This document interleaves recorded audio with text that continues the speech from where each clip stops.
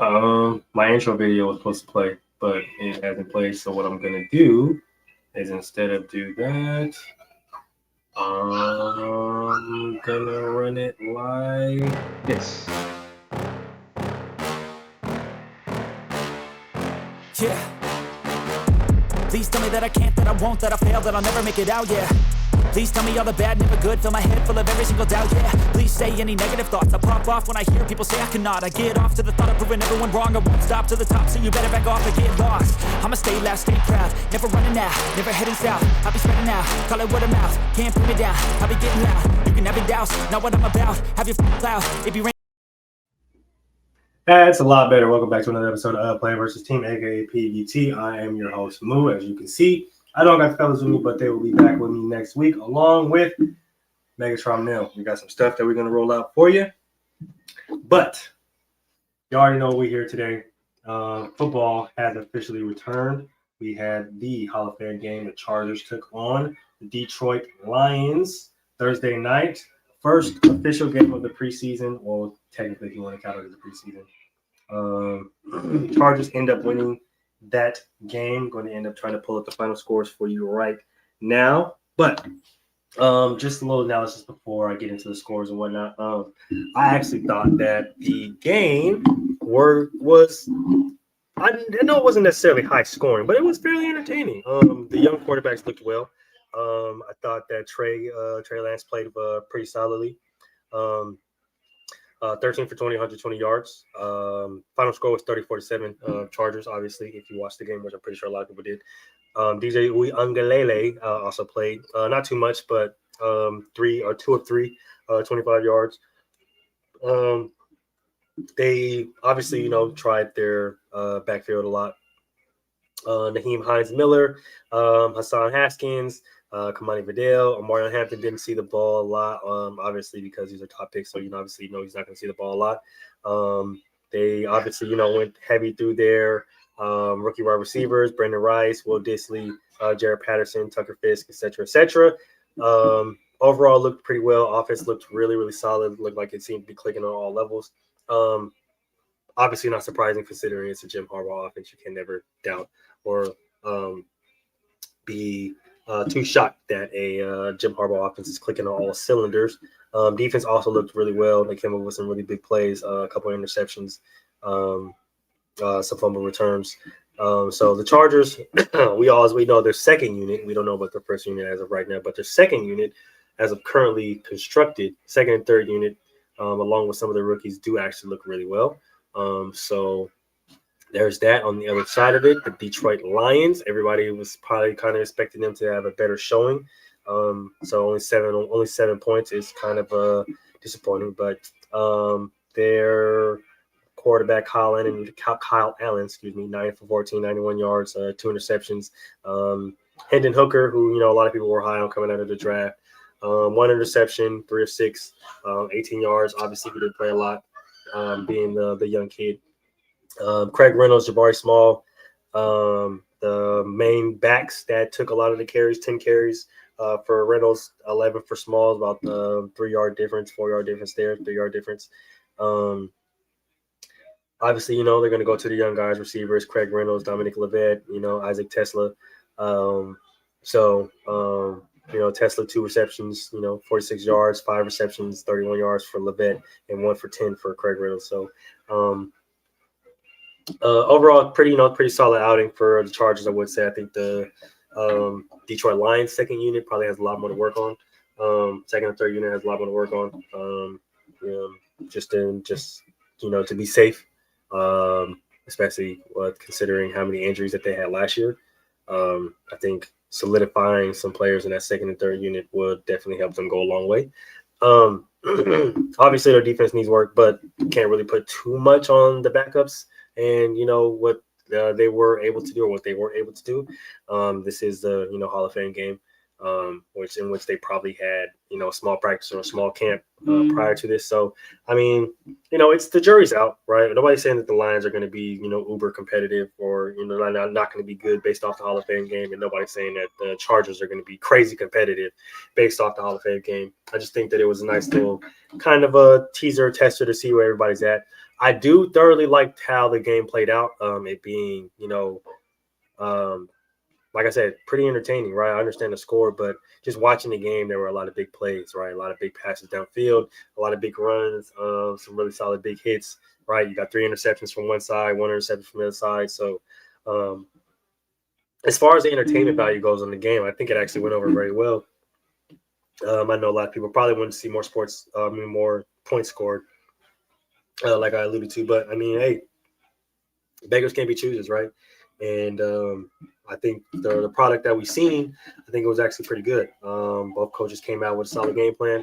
I think we understand Jim Harbaugh's game plan. We understand Dan Campbell's game plan. So seeing them kind of go back and forth, especially early, because the game kind of started to open up a little bit in the second quarter, was very interesting. Might be a dynamic that we see later on in the season. As far as some other news before we get into the Terry Crews or the Scary Terry situation, not going to be on here for too long. Just going to go over some recent things about football, and then we're going to go ahead and get out of your hair. So before we get into the Scary Terry situation, we're going to go over a few games going on next week because, as we know, the NFL is officially back. So starting on Thursday, Raiders Seahawks, 7 p.m., Colts Ravens 4 p.m. and then the Bengals and the Eagles are going to kick it, or going to be at 4:30. So that game's probably going to come on directly after or during the Colts Ravens game. I don't know if it's going to be on ESPN or on the NFL Network with another channel. Excuse me. So be on the lookout for those. Friday we got the Lions Falcons. That's at 4:00. Browns Panthers is also at 4:00, and then Patriots Commanders is at 4:00 as well, or at 4:30. Saturday, we got a slew full of games. Jets, Packers, 5 o'clock. Giants, Bills, 10 a.m. Texans, Vikings, 1 p.m. Steelers, Jags, 4 p.m. Cowboys, Rams, 4 p.m. Titans, Buccaneers, 4:30. Chiefs, Cardinals, 5. Broncos, Niners, 5:30. And then on Sunday, we got 2 games. Dolphins, Bears, 10 a.m. And then Saints and Chargers at 1.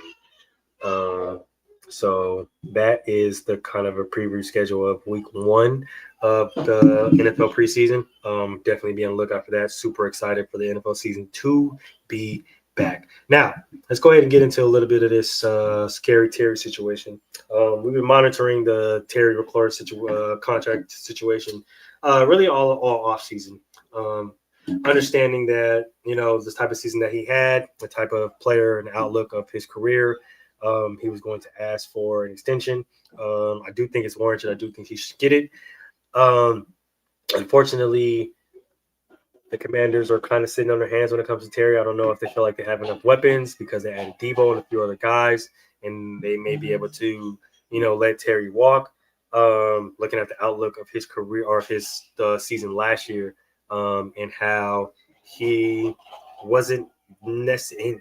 I'm not saying that he wasn't the number one receiver in in Washington, but what I am saying is that his numbers may have reflected that he may not have been used as much as previous seasons. Mainly 2022, 1,100 yards, right?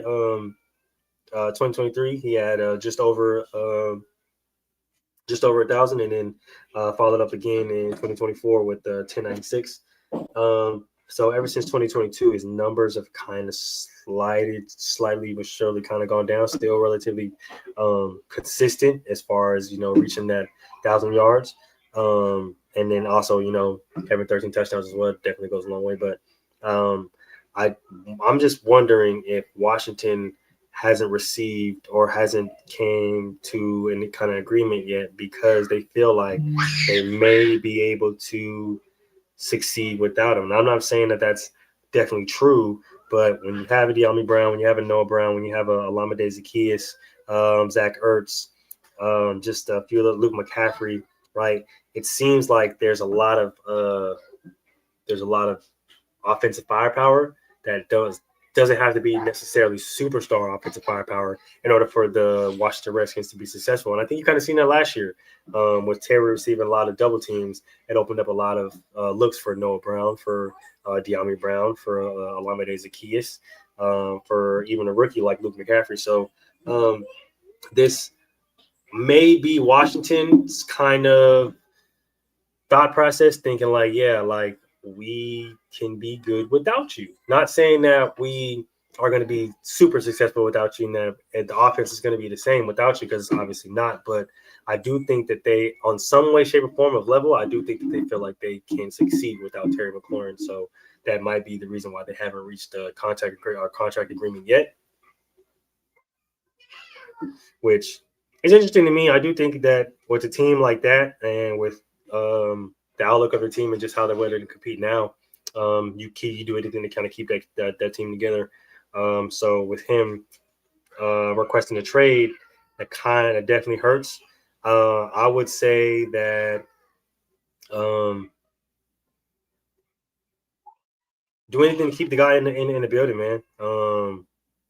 I think with a guy like that, with a team like that, especially with how young they are, I think that you do anything to kind of keep him happy and to keep him there. I think he's proven that he's deserved to have his contract extended and he's deserved to be there. So why not reward him?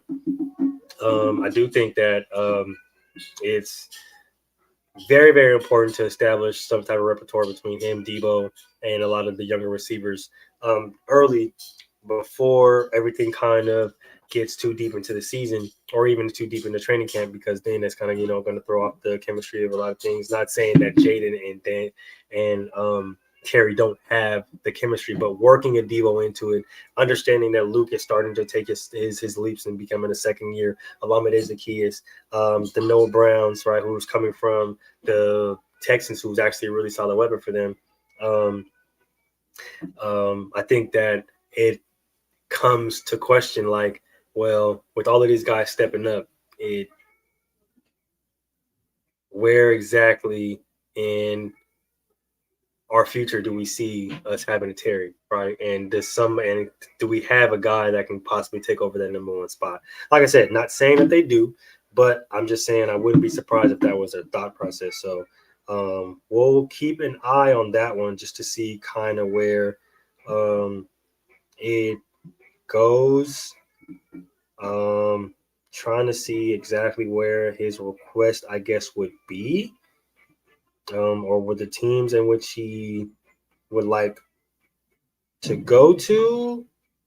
Haven't necessarily seen anything yet, but I do know that the potential landing spots for Terry McLaurin would possibly go to a team that would need immediate receiver help. I seen it pop up earlier. Just trying to see if I can really see some new team negotiations.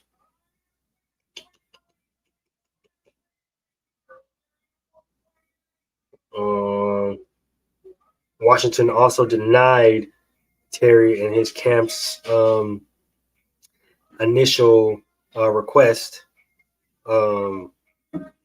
for his demands for a new contract. So I think with that, it does kind of get tricky because he's giving you a number that he feels like he's worth, and you're basically telling him that he may not be worth that money. Now, y'all may feel like he's worth more, and you may feel like he's shortchanging himself. Don't know. But at the current point in time, I just feel like when somebody denies a contract that's one side has put up, it may not look well, especially for the team that is trying to sign a star player back. And then looking at a lot of the teams that have a lot more cap space and that may be willing to take on a receiver like a Terry McLaurin. I don't know. I've not really seen anything that tells specifically where he wants to go. but obviously we all know that there's going to be multiple teams that are interested. So we'll definitely keep an eye on that one. But I think at some point in time, it's either get the contract done or, hey, move the fuck on and go ahead and trade him, get him out the building. Speaking of contracts, Shamar Stewart has agreed to his contract with the Bengals. The Bengals have, I guess, finally changed the contract, changed the language in the contract. They Shamar and everything that he's doing, and he has officially signed, and he is at practice. We have DJ Micah B in the building. Shamar, I apologize. I apologize for the late entrance. I got out of practice so late, so that's my bad. You know, good. As you see, we barely just kind of started up in here. I don't even know if you knew if you knew I was watching the whole time while I was trying to at least keep up, and I kept on hitting dead zones, and I was like, God damn it, it was just getting fucking good, and I cut straight out. So I'm here. Let's get it popping. Yes, sir. So right now I'm just talking about Shamar Stewart finally working out his contract situation and joining the Bengals at OTAs. Interesting pickup. It's just for the most part, it's only interesting because I don't know what to make of the Bengals at this point. We're talking about a team that was in a Super Bowl maybe, what was it, 4 years ago? And they haven't made it back since. And people are starting to get to the point where they question Joe Burrow and can he do it again? And I think Joe Burrow is one of the top 10 quarterbacks in the league. I just don't know where to place him in my top 10. I know he's the passing yards leader and things like that, but that's not. If scoring the most points meant you were the MVP, Kobe would have been the most valuable player in 06, and that's it. It's just not. So, or if scoring the most points would have been whatever, Antonio Gates would have probably had 3 or 4 MVPs, or Phillip Rivers would have had 3 or 4 MVPs. It's tricky. Right? So I still think it's a good pickup. I do think it's a good pickup. It is. But does it really make that significant impact? No. No, it doesn't. And I hate to say it like that because I love Joe Burrow, even though I hate LSU. And I will reiterate that. I hate LSU and I hate them goddamn Saints. So I'm gonna reiterate that shit. But nonetheless, it's going to be interesting to see where the Bengals end up this year because I do think they can make a run to the second round. You see how I did that? They can make a run, but to the second round, which means they'll win a playoff game. That's understandable. I'm not gonna lie to you. I just think it's, like they said, it's time to get to football, right? Too much language talk and language change and this and this and that. And it's like, bro, just get to football. And like you kind of alluded to last week or no, a few weeks ago, when it comes to language, when it comes to payment, when it comes to contract disputes, like, hey man, shoot, it's either you play or you don't. You know what I mean? So either y'all get to it or y'all don't get to it. Before you got here, we were talking about obviously the Scary Terry situation, him requesting the trade. I do think that something I didn't get to say. I do think that him requesting the trade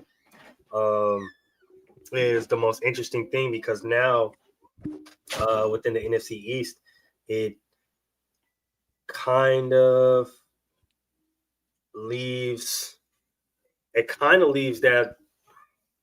that division wide open for the Eagles now, especially if they end up losing him, right? But I just don't. I don't think it leaves the. I don't think it leaves the division open to the Eagles. I don't. Why is that? Despite what a lot of people think, I think the Cowboys have a chance. And No. before y'all wanna go say that? crazy, I didn't want to say that, but before y'all go crazy about, man, it's the Cowboys and it's Dak Prescott, I just want to let you know the same team in the NFC East has not won in 14. There has not been back-to-back division winners in what is it, like the past 16 years now? Like, there has been back-to-back division winners, and that's because of reason. And the CeeDee Lamb at what's the receiver they just got? George Pickens. CeeDee Lamb and George Pickens can wreak havoc. Now I know a lot of y'all like, well, the Cowboys can't run the ball. Yes, I know the Cowboys can't run the ball. Okay, I'm not saying they can. I'm not saying they're elite, but I'm saying they can sneak up and take this division if Saquon takes a step back and you know, just kind of like, I'm gonna save my body to be better and be faster next year. I'm gonna save my body something, so I'm gonna chill. Cowboys can do it. I think the Cowboys has a team to do it, and I am more high on Dak Prescott than a lot of people are. And I think that the Cowboys can't run the ball narrative. I think that's going to change. Not because of the young talent that they have, but most recently, Miles Sanders was asked, about Saquon and, his abilities and stuff like that. And he was just like, Saquon's really good. He's a really good player. But, he, just like a lot of players would feel, that he can do a lot of the same things. And, he felt like he had to take a step back, even though that he was considered to be one of the main guys there prior to Saquon getting there. And he felt, slighted by that. So he feels like in Dallas, every single run that he receives when he plays anybody in that division is going to be personal, specifically Philadelphia. But he is taking this this role in Dallas very seriously, to where he feels like he wants to take on the full and transform Dallas's backfield as a whole. But I think, honestly, you make a really good point. I'm not gonna lie to you. Of course, us and a lot of people being notorious Dallas Cowboy haters don't want to admit it or don't want to speak on the fact that the Cowboys have a chance to have an opportunity to take this division this year. Like, man, I wish my homegirl was on here. Jasmine was on here, because I feel like 2 years ago, Dak Prescott was a top 10, top 5 QB in the running for MVP, which he didn't win. And I thought he should have won. And then we come back this year and he's like bottom 10. And it's like, it's hard to rank Dak Prescott. But if you have no consistency, it's just like you show flashes of greatness.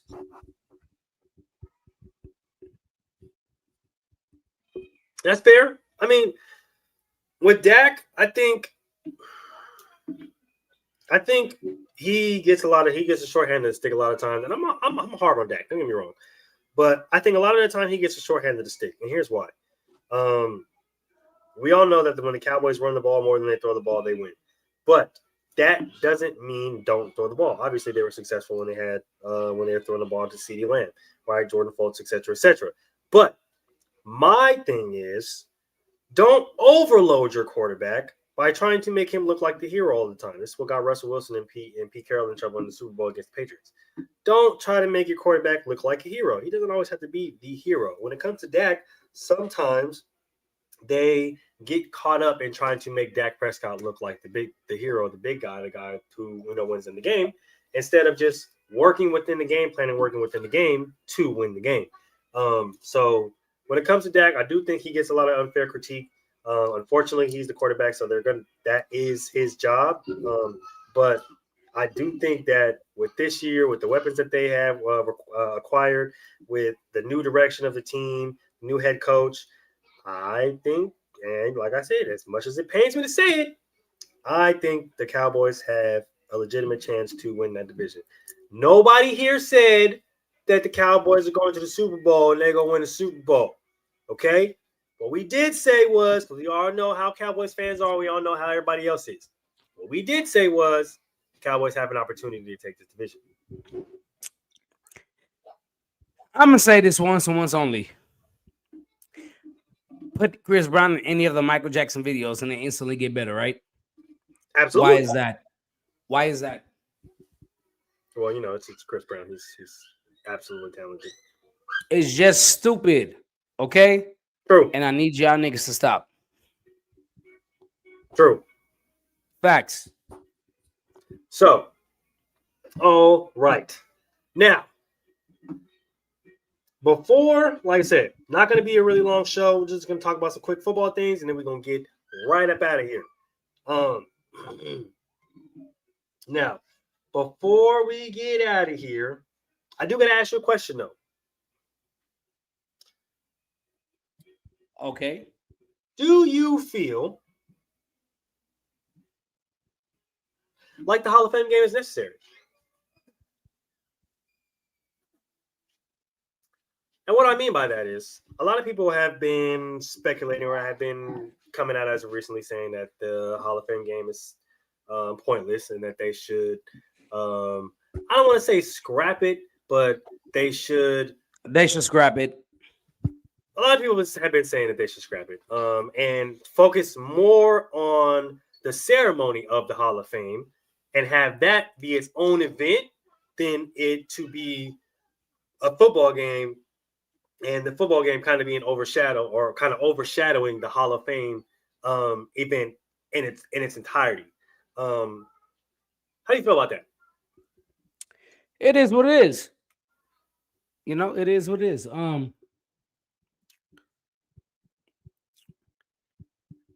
People are going to support what they want to support. So at the end of the day, we're going to support. We want to support y'all. Support what y'all want to support.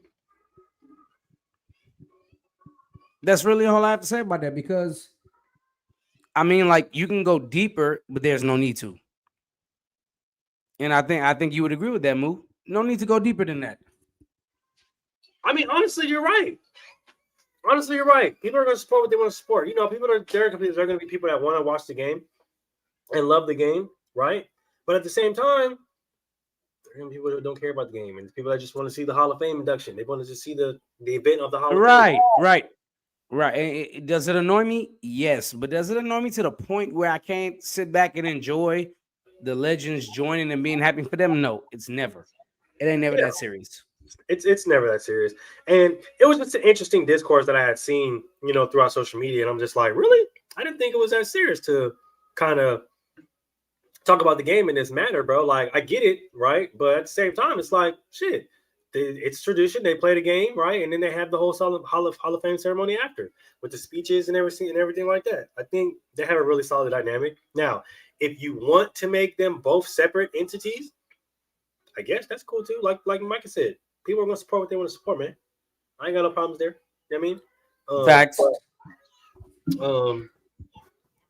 Let's not try to make something out of nothing when it comes to the Hall of Fame game and Hall of Fame week. Like it's about the alumni, NFL alumni, the past and their career and how they attributed to the game of football. Let's make it about that.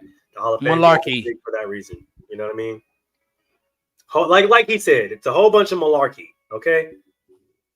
But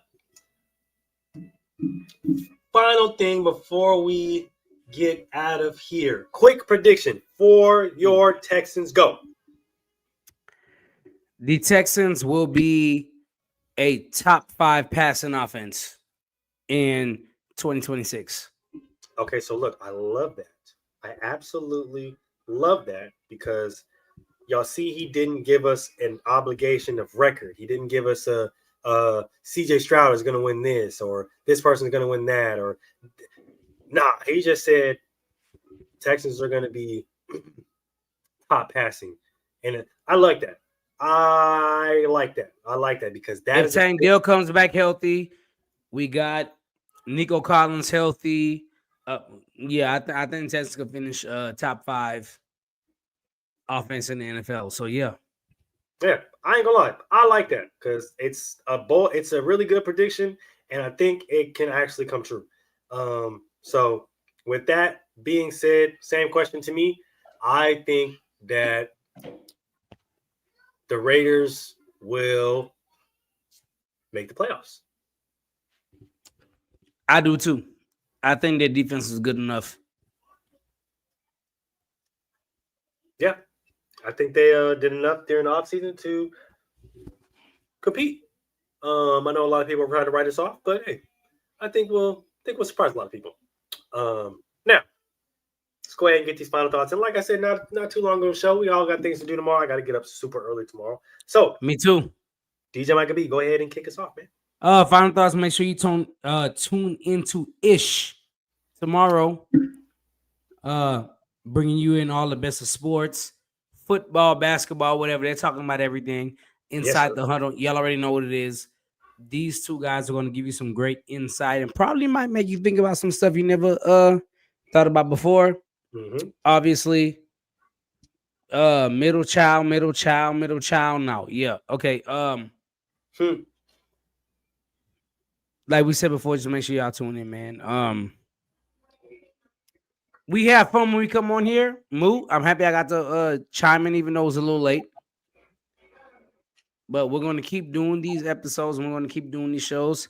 Appreciate y'all for the love, the support. And like I say all the time, we are out. Absolutely. Y'all heard what the man said. Make sure you guys tune into the rest of the show throughout the rest of the week. No Willie today, but we will have him back next week. And make sure you guys tune into Inside the Huddle tomorrow. Keep liking, keep subscribing. We're going to bring y'all this dope ass content. So ride on this train with us, and we're going to see y'all soon. Peace.